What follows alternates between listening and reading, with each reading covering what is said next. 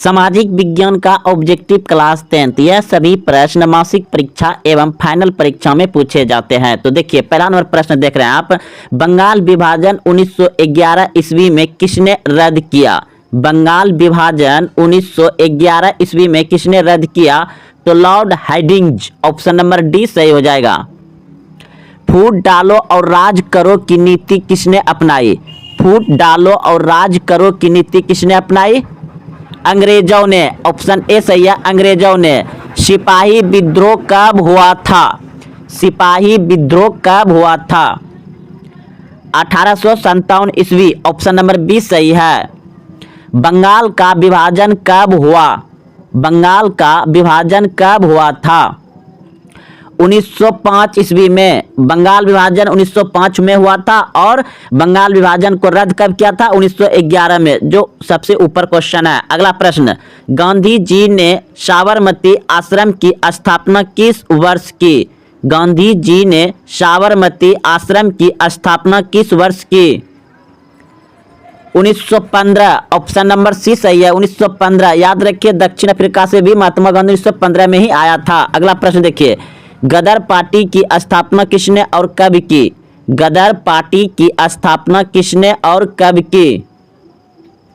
लाला हरदयाल 1913 ईस्वी।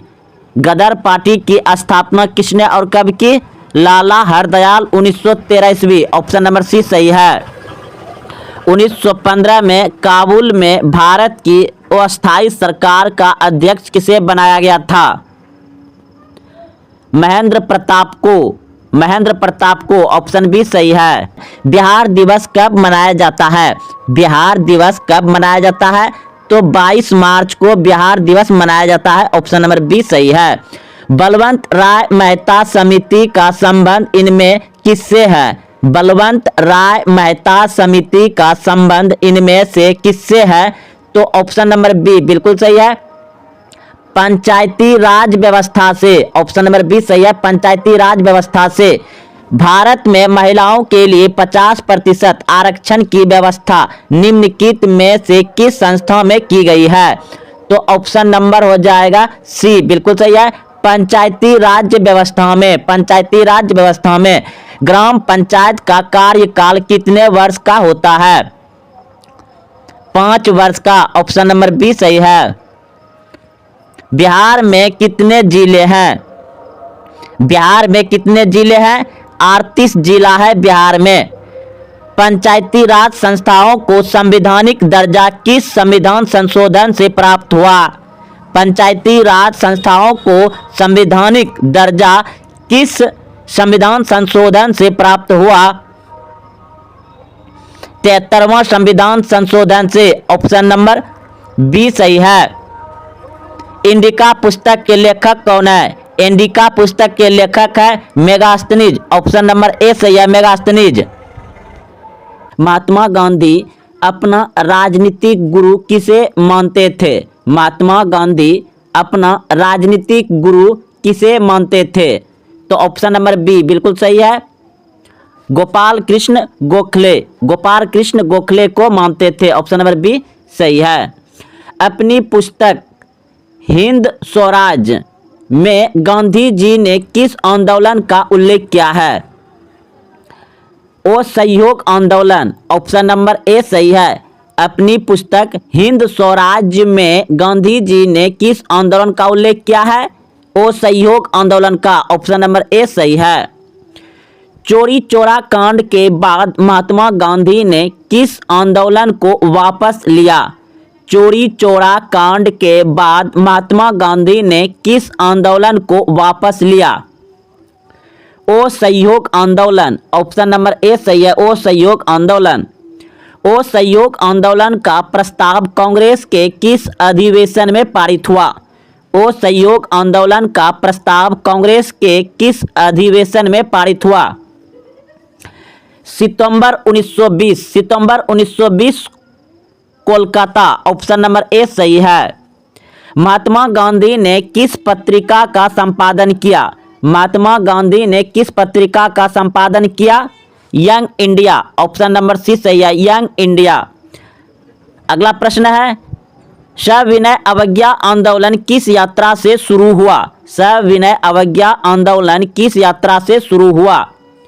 तो option C 1930 ईस्वी से। 1930 ईस्वी से ऑप्शन सी सही है। 1930 ईस्वी से दांडी। 1930 ईस्वी दांडी। अंतर्राष्ट्रीय मजदूर दिवस कब मनाया जाता है? अंतर्राष्ट्रीय मजदूर दिवस मनाया जाता है 1 मई को। ऑप्शन नंबर ए सही है। भारत में रेलवे और टेलीग्राफ लाइन की शुरुआत किसके शासनकाल में हुई? यानी भारत में टेलीग्राम और रेलवे लाइन और डाक सेवा किसके शासनकाल में चालू हुआ था? तो लॉर्ड डलहौजी के शासनकाल में भारत में रेलवे और टेलीग्राफ लाइन का शुरुआत हुआ था। महात्मा गांधी के राजनीतिक गुरु कौन थे? महात्मा गांधी के राजनीतिक गुरु थे गोपाल कृष्ण गोखले। गोपाल कृष्ण गोखले। ऑप्शन सी सही है। चोरी चोरा कांड के बाद किस आंदोलन को स्थगित कर दिया गया? चोरी चोरा कांड के बाद किस आंदोलन को स्थगित कर दिया गया? तो असहयोग आंदोलन को स्थगित कर दिया था। ऑप्शन नंबर ए सही है, असहयोग को। लाल कुर्ती नामक संगठन का गठन किसने किया था? लाल कुर्ती नामक संगठन का गठन किसने किया था? तो खान अब्दुल गाफर खान ने। ऑप्शन बी सही है। लखनऊ समझौता किस वर्ष हुआ? लखनऊ समझौता किस वर्ष हुआ?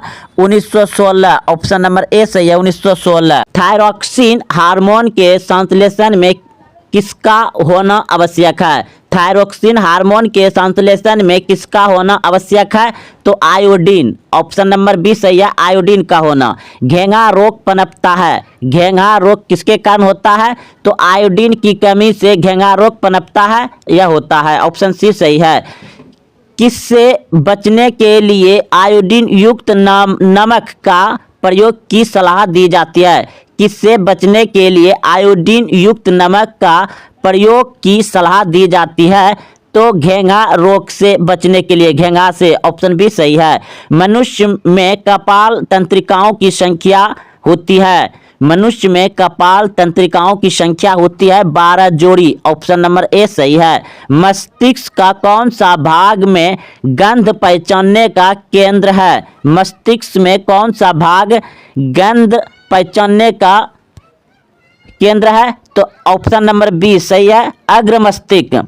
मानव मस्तिष्क में गंध दुर्गंध पहचानने की केंद्र कहाँ है? अग्र मस्तिष्क। Option B. भारत की संविधान सभा का गठन कब हुआ? भारत की संविधान सभा का गठन हुआ 1946। ऑप्शन नंबर ए सही है।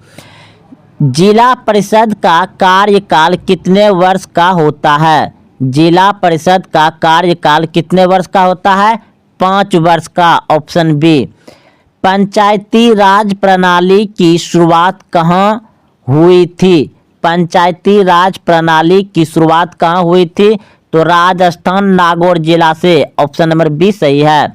ग्राम पंचायत का प्रधान कौन होता है? ग्राम पंचायत का प्रधान होता है मुखिया। ऑप्शन नंबर डी सही है।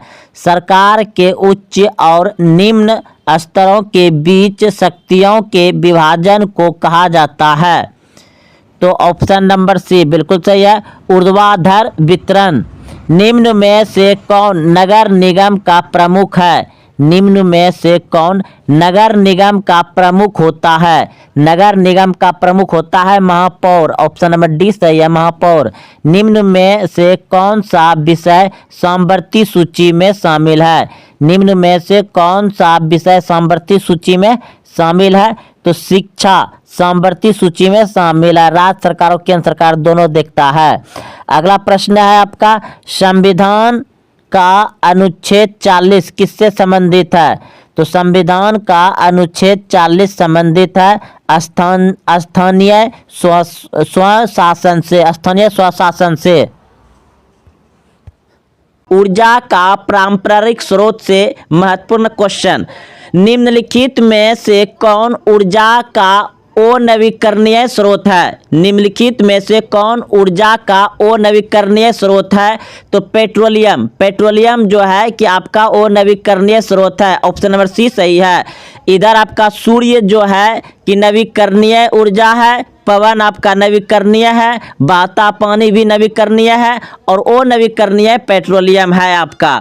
अगला प्रश्न देखिए, जीवाश्म ईंधन की ऊर्जा का वास्तविक स्रोत है। जीवाश्म ईंधन की ऊर्जा का वास्तविक स्रोत पूछा है तो इनमें से कोई नहीं होगा। ऑप्शन नंबर डी सही है। अगर पूछता ऊर्जा का अंतिम स्रोत कौन है, तब होता सूर्य। अगर पूछता पृथ्वी पर ऊर्जा का अंतिम स्रोत कौन है, तो सूर्य। अगला प्रश्न देखिए, जो दहन कर ऊष्मा उत्पन्न करते हैं उन्हें कहा जाता है। जो दहन कर ऊष्मा उत्पन्न करते हैं उन्हें कहा जाता है ईंधन। ऑप्शन नंबर बी सही है, ईंधन। सौर ऊर्जा को सीधे विद्युत में बदलने वाली युक्ति को कहते हैं। सौर ऊर्जा को सीधे विद्युत में बदलने वाली युक्ति को कहते हैं सौर सेल। ऑप्शन नंबर सी सही है, सौर सेल।